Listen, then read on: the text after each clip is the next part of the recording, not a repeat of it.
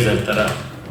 ಆದರೆ ಅದೇ ಮನೇಲಿ ಹುಟ್ಟಿದ ಶಂಕರ್ನಾಗು ಮನೆ ಹೊರಗಡೆ ಇರುತ್ತಲ್ಲ ಟ್ರಾನ್ಸ್ಫಾರ್ಮರ್, ಆ ರೀತಿಯಲ್ಲಿ ಬೆಳಕಿಗೆ ಹೋದಂಥವರು ಶಂಕರ್ನಾಗ್.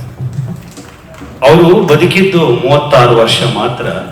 ಅದಕ್ಕೆ ಹ್ಯಾಕ್ ಬದುಕಿದ್ರು ಅಂದರೆ ಅವ್ರು ತೀರೋಗಿ 35 ವರ್ಷ ಆಗಿದೆ, ಇನ್ನೂ ಜೀವಂತವಾಗಿದ್ದಾರೆ ನಮ್ದು.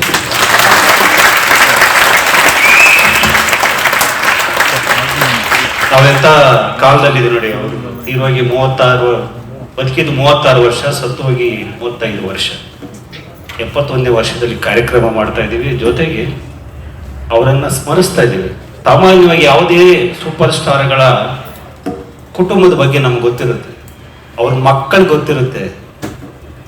ಇವಾಗ ಶಂಕರ್ನಾಗ್ ಸರ್ ಮಕ್ಕಳ ಬಗ್ಗೆ ಯಾರಿಗಾರು ಕೇಳಿ ಬಹುತೇಕರಿಗೆ ಗೊತ್ತಿಲ್ಲ, ಹೌದಲ್ಲ? ಆದ್ರೂ ಅವ್ರು ಹ್ಯಾಕ್ ಜೀವಂತವಾಗಿದ್ದಾರೆ ಅಂದ್ರೆ ಬೆಂಗಳೂರಿನ ಬಹುತೇಕ ಆಟೋ ಚಾಲಕರು ಅವ್ರ ಮಕ್ಕಳ ತರ ಅವರನ್ನ ಮೆರೆಸ್ತಾ ಇದ್ದಾರೆ.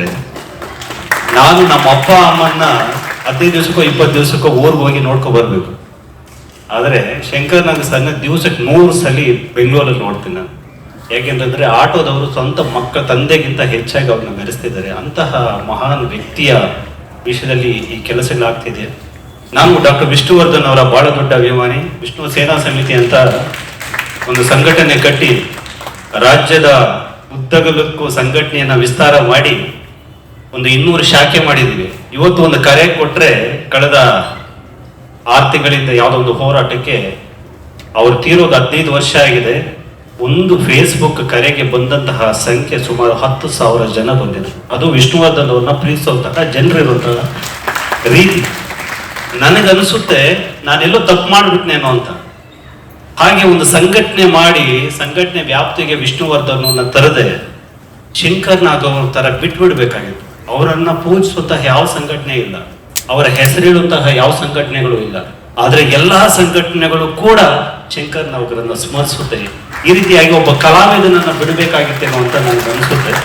ಅದೊಂದು ಒಳ್ಳೆ ಕೆಲಸ ಕನ್ನಡದ ಪ್ರತಿ ಸಂಘಟನೆ ಕಡೆಯಿಂದನೂ ಆಗ್ತಾ ಇದೆ. ಅವ್ರ ಬಗ್ಗೆ ಏನೇ ಮಾತಾಡಬೇಕಾದ್ರೂ ಕೂಡ ಸುಂದರ ಸರ್ ಅಂತ ನನ್ನ ಆತ್ಮೀಯರು, ಅವರು ಸೂಕ್ತರು, ಅವ್ರು ಮಾತನಾಡಬೇಕು.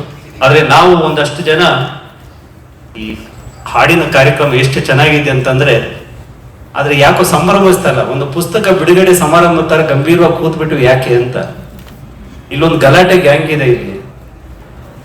ಅವರು ಪ್ರತಿ ಹಾಡಿಗೂ ಕಾಮೆಂಟ್ ಮಾಡ್ತಿದ್ದಾರೆ. ನಾನು ಅಲ್ಲೇ ಕೂತಿದ್ದೆ. ಪ್ರತಿ ಮಾತಿಗೂ ಕಾಮೆಂಟ್ ಮಾಡ್ತಿದ್ದಾರೆ. ಕೊನೆಗೆ ಇವ್ರನ್ನೂ ಬಿಟ್ಟಿಲ್ಲ.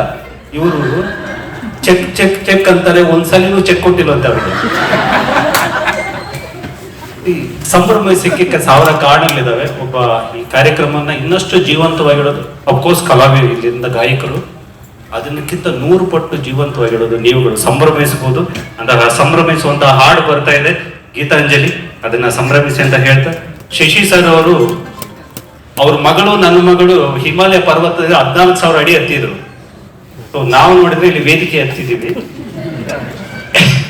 ನಮ್ಮ ಕೈಯಲ್ಲಿ ಆಗೋದಿಷ್ಟೇ. ಮಕ್ಕಳು 11-12 ವರ್ಷಕ್ಕೆ 14,000 ಅಡಿ ಬಂದಿದ್ರು ನನ್ನ ಮಗಳು ಇಬ್ರು ಕೂಡ. ಆ ಮುಖಾಂತರ ನಾವಿಬ್ರು ಸ್ನೇಹಿತರು. ಬಟ್ ಇಬ್ಬರು ಕೂಡ ಕನ್ನಡ ಸಾಂಸ್ಕೃತಿಕ ಲೋಕದಲ್ಲಿ ಒಂದಷ್ಟು ಪ್ರಯತ್ನಗಳು. ಇವರು ಸಂಗೀತವನ್ನ, ನಾವು ಒಂದು ಪುಸ್ತಕ ಓದುವ ಸಂಸ್ಕೃತಿಯನ್ನ ಉಳಿಸೋ ನಿಟ್ಟಿನಲ್ಲಿ ಒಂದೊಂದು ಸಣ್ಣ ಸಣ್ಣ ಹೆಜ್ಜೆಗಳಿಟ್ಟು ಹೋಗ್ತಾ ಇದೀವಿ. ಇದೊಂದು ಅವಕಾಶ, ಆ ಹೆಜ್ಜೆಗಳು ಸಿಕ್ಕ ಗೌರವ ಅಂತ ಭಾವಿಸ್ತಾ ನಾನು ಮಾತು ಮುಗಿಸ್ತೀನಿ. Thank you. ಈಗ ಶಶಿ ಸರ್ ಹಾಗೂ ಸುಮಾ ಅವರಿಂದ ಗೌರವ ಸನ್ಮಾನ.